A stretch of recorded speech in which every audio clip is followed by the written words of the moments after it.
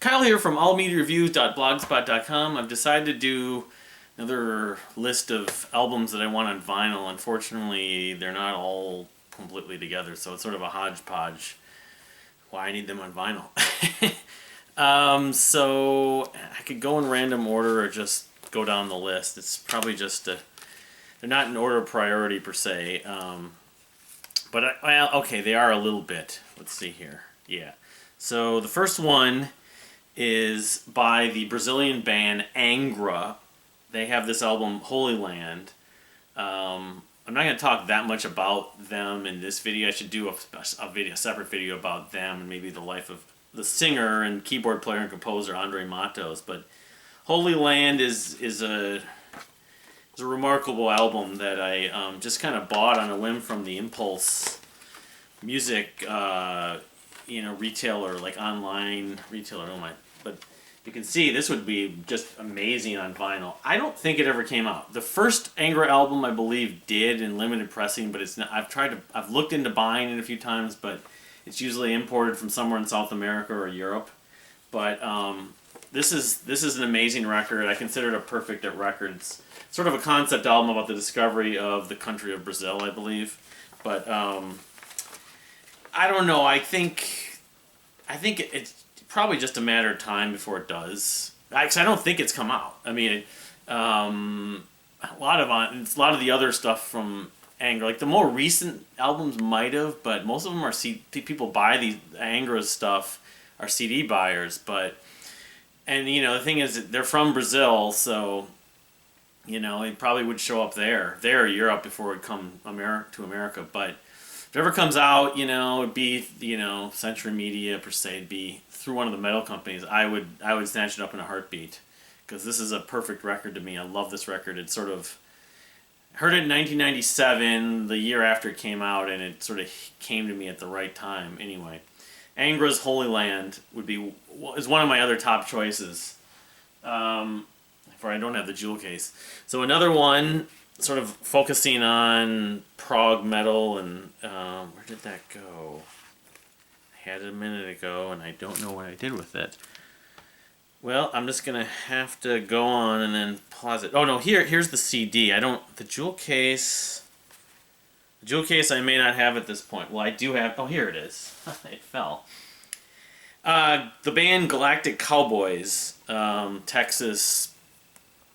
Prog grunge metal of sorts. You want to call them art metal, grunge metal. Their second album, Space in Your Face, from 1990. By the way, Holy Land, I believe, came out in 1996. Just to give the year. But that was the age of CD, of course. But this came out, I think, in 93.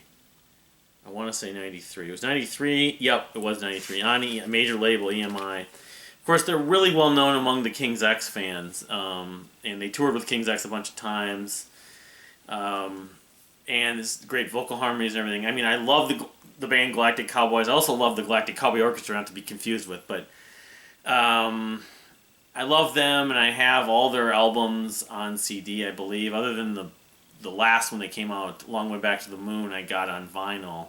I think that I have the first self-titled album on vinyl, which was issued, but I don't know if this ever came out. It might have come out and it's gone out of print, or it's never come out, but this is, by some people's taste, their most popular record, which would warrant maybe it coming on vinyl. The thing is, I would think if it was going to happen, it probably would have happened when they put out Long Way Back to the Moon it was like 2018. So, I don't know. Let's hope, there's still life in the Galactic Cowboys camp to an extent. Let's hope that they, any of their records I would probably jump on because I enjoy all of them. But, just like King's X just had some more of their records come out on Record Store Day and coming out on vinyl, maybe Galactic Cowboys could follow suit. Unfortunately, they never had the success that King's X did. But love to see Space in Your Face, on vinyl at some point. I'll have to, again, make a separate video someday about Galactic Cowboys and talking more about the history. I did do a little bit when the new album came out back in 2018, but, So, alright. And then, alright, so it's really a prog metal focus in this video.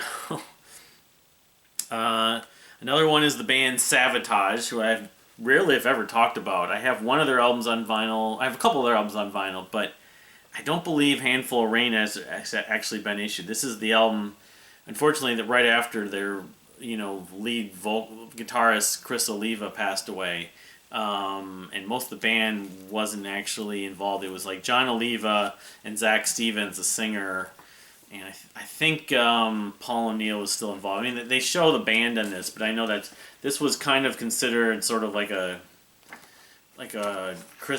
John Oliva slash Zach Stevens duo record or something. But to me, this has the song Chance, which is just an amazing track. I would go for a single of that, actually.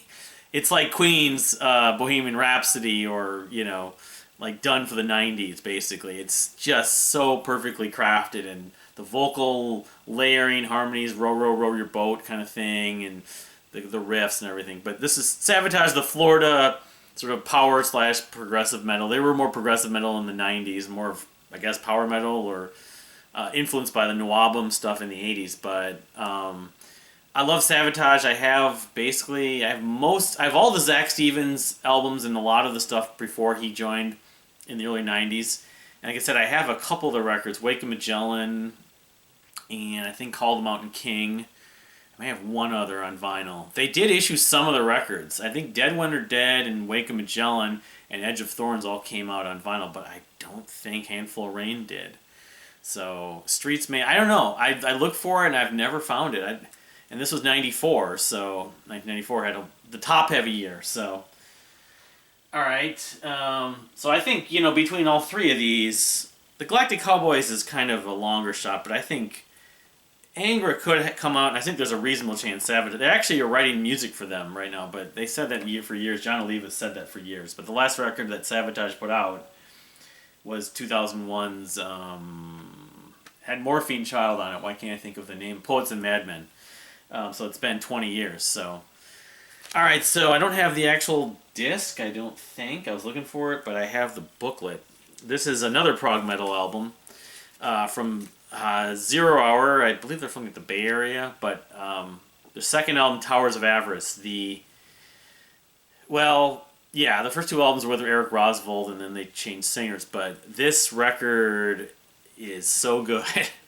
Just the track. You see, I got the CD copy signed. I saw them live, I think, 3 times at the Prog Power USA Festival. But that track, Demise and Vestige, I think it is. Yeah. It's a concept album, though, about like a building that's sort of being overrun by machines or something like that. Anyway, it's amazing prog metal, very technical, very kind of dark, but not. This isn't death metal. It's technical metal, influenced by the likes of Cynic and, of course, Fate's Warning, Watchtower, the likes of a lot of the early prog metal, and probably Death, but also jazz stuff, like Pat Metheny, which I'm about to talk about actually. But this is, a near perfect record. One of my favorite records. It came out in 2001. I saw them and just, it took me a little while to get used to. There's no keyboards really in this, not much. They didn't need it though. The riffs from Jason Tipton are just amazing. So everything came together on this record. The records they did since, I'm sort of hit and miss about, but this is their masterpiece, Towers of Avarice. And I would think if they did release one record on vinyl, it would be this. I don't know how much it costs. I don't know if I have to go through Sensory Records, Ken Golden's imprint for metal, but if he could ever do it, he does sell vinyl on his site. This would be certainly one. There's a lot of people that love this record, including myself. The Towers of Avarice from 0 Hour. So let's see here. So these are not okay. There's one more. I'll just focus on the metal stuff, and then 2 others I pulled out. 2004's Mabul, The Story of 3 Stories of 7. This still remains. Some people consider it, and still remains to me, the finest record that Orphanland has made. This particular version is a double. I was on Discogs a few weeks back, and there was like 4 or 5 different versions. I was trying to find which one was mine. It wasn't exactly an easy task, just not seeing the numbers and stuff. But this is, progressive. You call it progressive death metal. They use but the flow of this record, the energy, the climax, the instrumentation, the ethnic sort of Middle Eastern instrumentation. And it just is so well crafted and cohesive Mabul, yeah, this is like a top 20 prog metal album from the 2000s for sure, even higher than that. I saw, again, like Zero, I saw them a bunch of times at Prog Par USA, and they've put out a lot of other good records. I think a couple of them might be on vinyl, but I don't think this one ever came out. I could be wrong. I'll have to just look that up, but if I do want to own this on vinyl, if it's not on vinyl. I don't think it is, though, but at some point I'll have to do a video on Orphanland specifically, because I have a couple of their other records and just talk what my experience with them. I don't have their whole catalog, but I have a lot of their work. So anyway, Mabul from 2004, the story of three sons of seven, as it's known. And then, okay, so a couple of other records from the 2000s. The British band, sort of progressive college indie, alternative rock archive. I don't have their whole catalog either on CD, but I have a few of the records.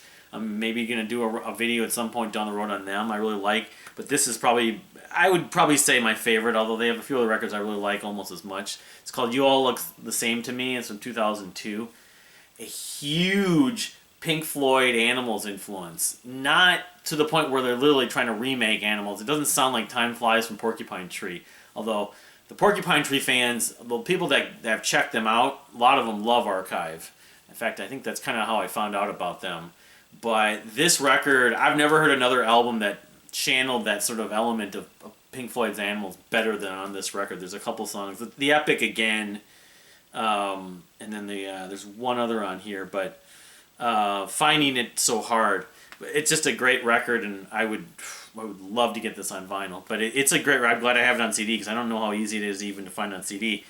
The fact that they're still a band and active might suggest they would put out some of their older records on vinyl at some point. So, but yeah, Archives, You All Look the Same to Me from 2002 would be one I would certainly love to get on vinyl. And so my last pick for this particular albums I want on vinyl is one that I've looked for. You don't really see the 90s and the 2000s, even a lot of the 2010s. I don't think Pat Metheny records on Pat Metheny Group records or Pat Metheny albums. There's Pat Metheny Group and Pat Metheny, but this album, Speaking of Now, I think gets kind of overlooked to an extent. People love The Way Up, which I have the T-shirt. I saw that tour. I did not see this tour. I leaned toward this record. I like The Way Up live was amazing, but I think this album is a little bit better of a studio record. His album from a couple years ago was really good too, but stylistically, did Pat Metheny do dramatically different things than some of his earlier music? Not entirely. I mean, I think he has Peter Osnar on vocals, and I think I'm not sure if this particular album included, it may have had Lyle Mays. I'm pretty sure Lyle Mays is on this, but was it Mark Egan or, because that's the thing about Pat Metheny and the Pat Metheny Group, the lineup has frequently been different. Kwang Vu, he's the trumpet, and I was thinking of Antonio Sanchez, because at this point, Paul Wertigo wasn't with him. Regardless of that, yeah, Lyle Mays, Steve Rodby played bass on this. Richard Bona, vocals and percussion, and Kwang Vu, and then Antonio Sanchez. This might be the first album that Antonio Sanchez plays with Pat Metheny. So, Speaking of Now. I just also have a sentimental connection to this record, because I think this was the album that I saw him on, I don't know if it was Soundstage, or I don't think it was Austin City Limits. It was some show on PBS, one of the music specials. And I was just like, this is Pat Metheny playing this guitar that sounds like a trumpet, and it's just so ethereal and sort of happy and bright and energetic and majestic. But I thought that when he did The Way Up, which followed this record, Speaking of Now, it just kind of, it didn't meander, but it was a little too much. I like The Way Up. I like a lot of moments of it, and when I saw it live, it kind of won me over better, especially with this large ensemble. But when I listen to this record, it's just a bunch of pieces. They're not, well, I guess they're songs in the sense that there are vocals from Richard Bona. But, I guess, yeah, here's the back. I didn't even know, sort of looked at that first. the credits there. But this one just works better because it seems like it's not overwhelming as much. Even though there's a lot of records I like that flow, that are long, like The Way Up.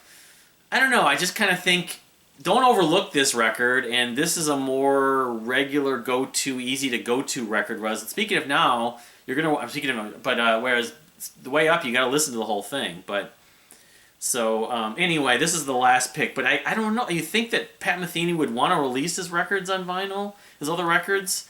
I guess he might have to see it as, does he want to does he believe he'll sell enough? Which I would think he would. Pat Metheny is renowned. This is on Warner Brothers, so maybe that's part of the deal. It's just Warner Brothers okay to sell, to press them on vinyl. Because the 70s and 80s stuff you see all the time, of course. The 90s, I don't think so much. There's a couple other Pat Metheny records I also would go for on vinyl. If I saw The Way Up, I probably would grab it too, but I don't think it's out, because I've looked for it a few different times. I don't think this is out. I don't know if The Way Up, and the ones that have come since that I've been less impressed by. The one from, was it 2019? I think it was 2019. From this place, I would also be interested on vinyl. But this would be probably, since we got more history, this would be on at the top of my list. And then stuff like Imaginary Day. I have a lot of his 80s and 70s stuff. I don't have all of it, but I have a lot of them on vinyl. So anyway, that's the stick on this particular list of albums. Any of these you're looking for on vinyl? What are your... Give me a few records that you'd like to see come out on vinyl that have not been issued on vinyl, or you can't find on vinyl, or are out of print on vinyl. I suppose it sort of goes within those 3 or 4 categories. But yeah, I don't know. This might be the highest chance, but I mean, among these, Archive, not such a great chance. Orphan Land, maybe. And I would say, the 0 Hour. 0 Hour is going to be a niche. Sabotage, I think, is pretty high, pretty reasonable. Galactic Cowboys, not great, not impossible. And Anger, I think, again, and Andrei Matos is not around anymore. The other guys in Anger would have to probably sign off on it and stuff like that. But this would be the most prized one among all of it. This is almost like my, this would be like the Shaming of the True in some ways, which is finally coming out. So anyway, but thank you for watching. Please give it a like and subscribe, and I'll see you next time.